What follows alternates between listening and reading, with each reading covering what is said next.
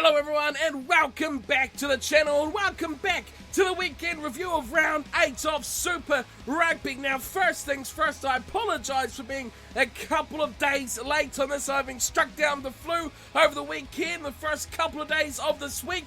You may be able to still tell in my voice it's not perfect yet, but I thought it'd be better off waiting until it recovers a bit rather than give you some dribbly, snuffly, gubbly old mess of what my voice was a couple of days ago. So we're going to have a quick look at these matches from last weekend. Won't be spending too much time on this because it's almost time to go back and start having a look at round 9 of Super Rugby. So let's get stuck straight into it. Of course, 4 teams having a bye in round 8. They were the Chiefs, the Force, the Highlanders and the Kings. So we had 7 matches. Once again, we kicked things off at AMI Stadium where the Crusaders did take on the Jaguars for the first match of the round.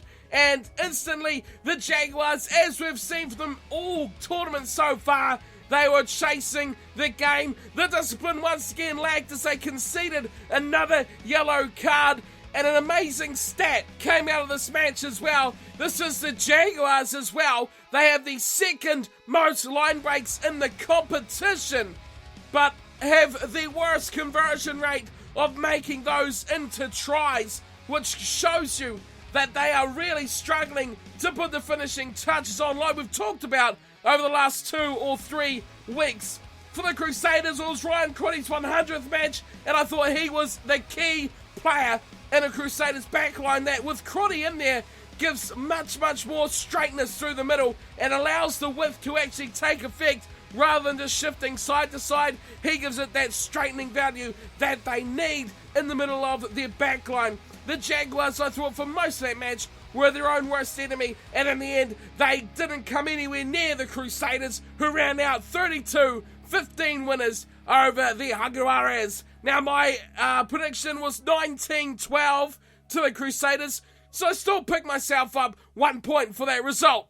Following that, we went over to Australia, where the good-looking Rebels were up against the Hurricanes. This one was at Amy Park, in a stadium that has come under immense pressure recently with the condition of the grass, which is a real concern for the Australian Rugby Union as well. The turf just getting ripped up every time there's a scrum, torn to shreds, digging bits of chunks of grass up everywhere. There's men with spikes and shovels and buckets, and it was an absolute chaotic mess is what it was at Amy Park.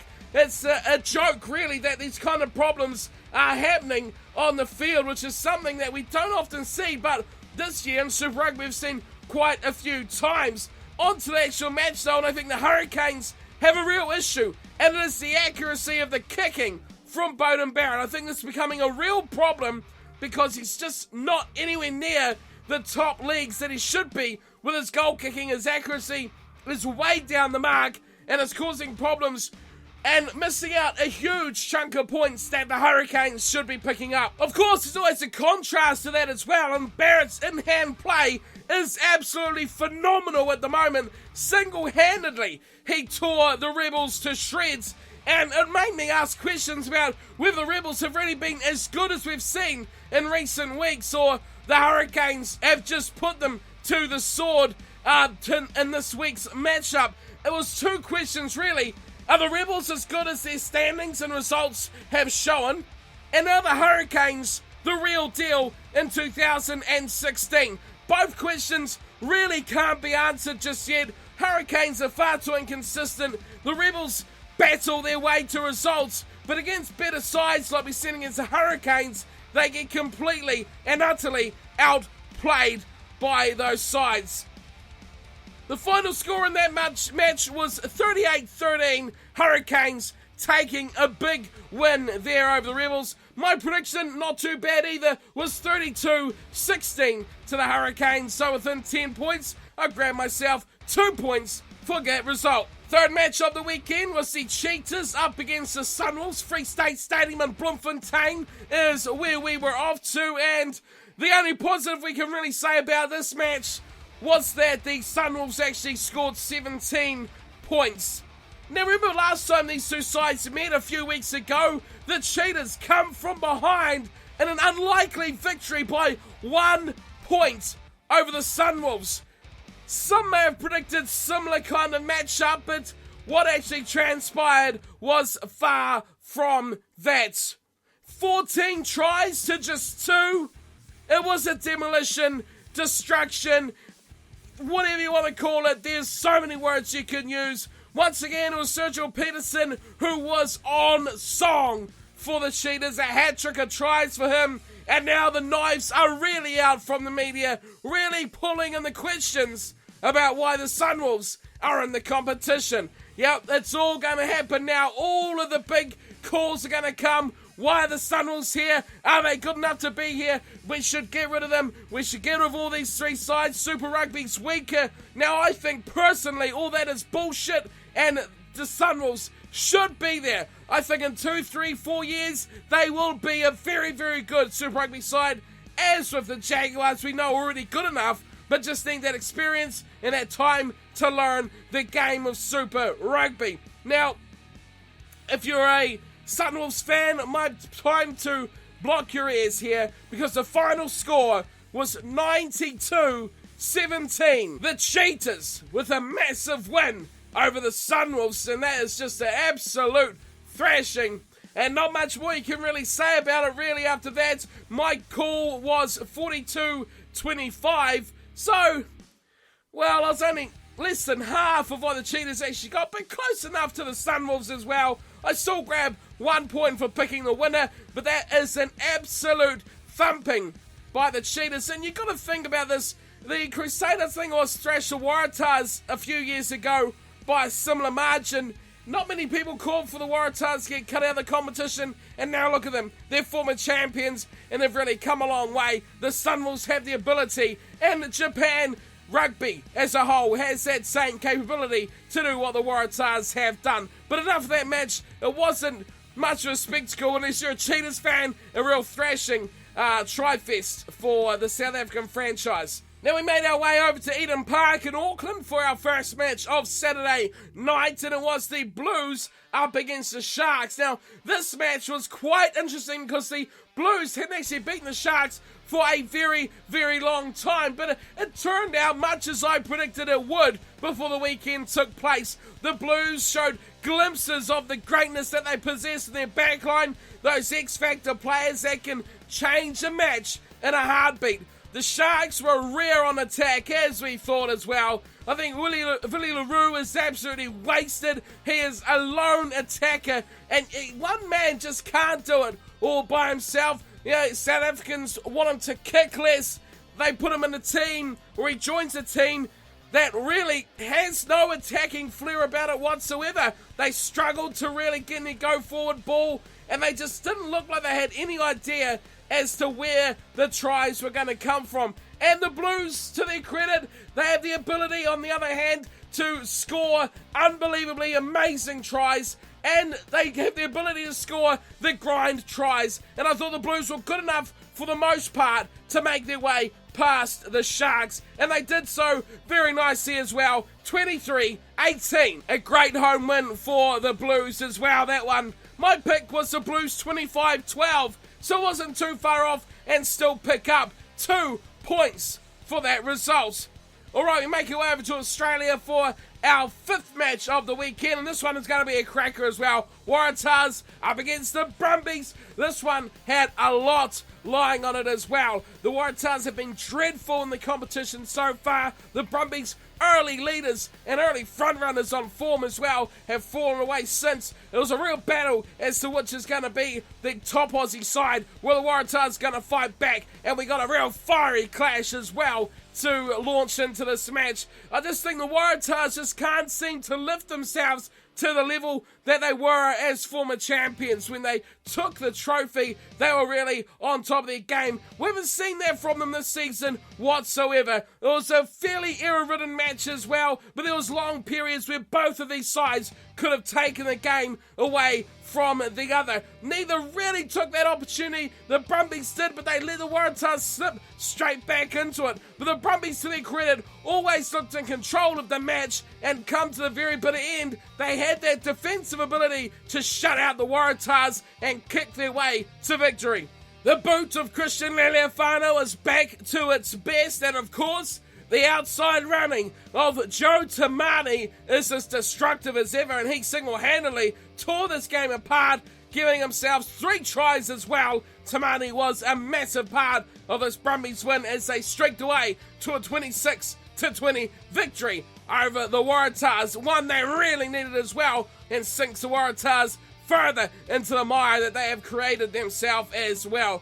My call for this one was 29-19, and so I was just out by it's a few points as well, 4 points over the whole thing. So quite a good pick there on my side. I pick up another 2 points, which I'm quite chuffed about. This has been a decent round for my picks. Off to Loftus' first foul, we went for the Bulls home match against the Queensland Reds. Now, this game really got off to a slow start for the Bulls, and the Reds, I think they come out of the blocks firing hard and fast. That's what they had to do as well if they were going to find any remnants of a result. We've seen it from them last week against the Highlanders is what they did too. Highlanders come storming back, not enough. The Reds tried to replicate that, and they got off to a good start, scoring the first try of the match. But as the match wore on, the Reds just couldn't seem to get that same grip for that full 40 minutes that they did against the Highlanders, and the Bulls slowly but surely made their way into the match. But you got to credit the Reds here. Their continued improvements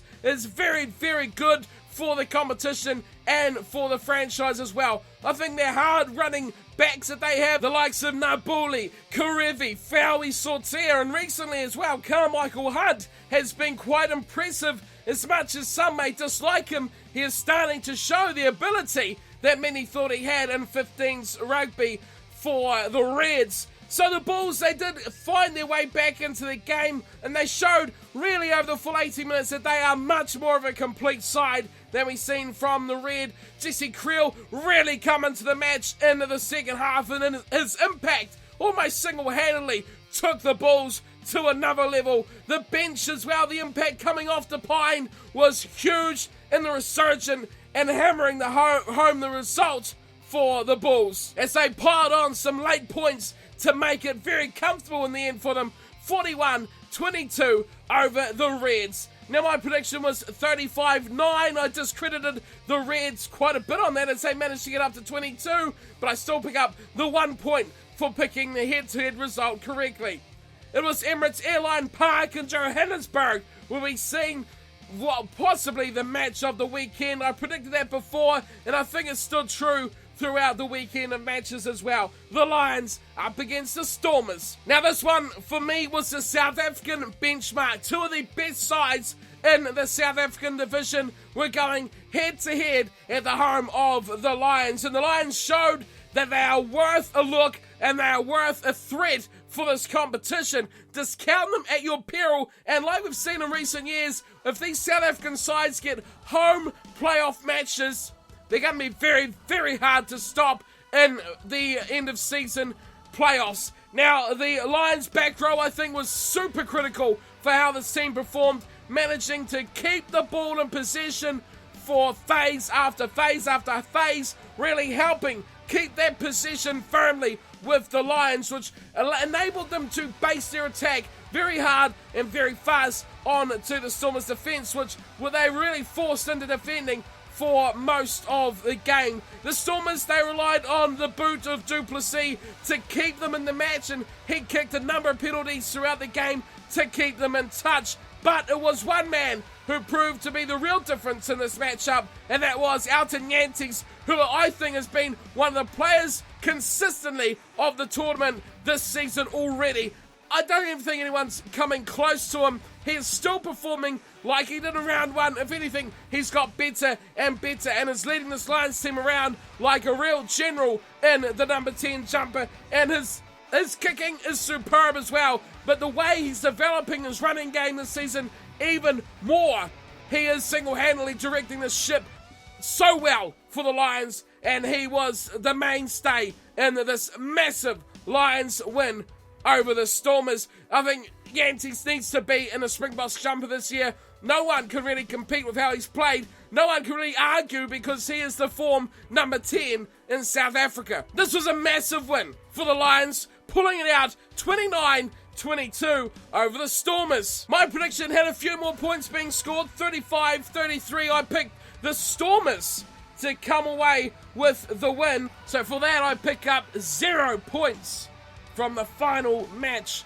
of the weekend. A huge win for the Lions. I'm very happy to see the Lions really starting to show that they are not just a flash in the pan results. They are consistently becoming one of the better sides in the competition in 2016. So that wraps up the review of round number 8. Hope you've enjoyed our little look back at the picks and results from the weekend. So I've picked myself up 9 points from round 8's action of Super Rugby. That is all but one match I got the actual head-to-head result right. So that picked me up 6 points, plus I grabbed 3 matches with the bonus point for coming within 10 points. The Rebels, Hurricanes, Blues, Sharks and Waratahs Brumbies match all picking me up 2, giving me 9 points for the weekend. Of course, though, I am not to be alone out there on 9 points. 2 of you, the most 2 consistent pickers as well, know their rugby stuff. It is the reviewer and TGI321 who have also picked up 9 points from the round 8 weekend. They've done fairly well picking all the matches just about right. It was TGI who actually picked a draw between the Cheetahs and the Sunwolves, but recovered amazingly to pull out all the stops, picking the 3 matches after that. Blues, Sharks, Waratahs, Brumbies, Bulls, Reds, all picking them within 10 points. As for the reviewer, he got every single one nearly right, picking up a couple of bonus points on the way to give himself a tidy tally of 9 points also. Remember, if you want to make your picks for round number 9, keep an eye out for the preview video, which will be coming probably tomorrow. All going well, I continue to fight back and get my voice back and not sound like a mumbling idiot. And we'll have hopefully more content coming on Rugby Challenge 3. Continuation and finishing up some series on Rugby Challenge 2, like the subscriber series and all that sort of goodness will be coming your way now that I have my voice back, which is great news coming from my side of things. So thank you for tuning and watching. Hope you've enjoyed. Leave a like and leave a comment on your results over the weekend, and I'll see you all next time for the round 9 preview coming very, very soon. Thanks for watching and take care.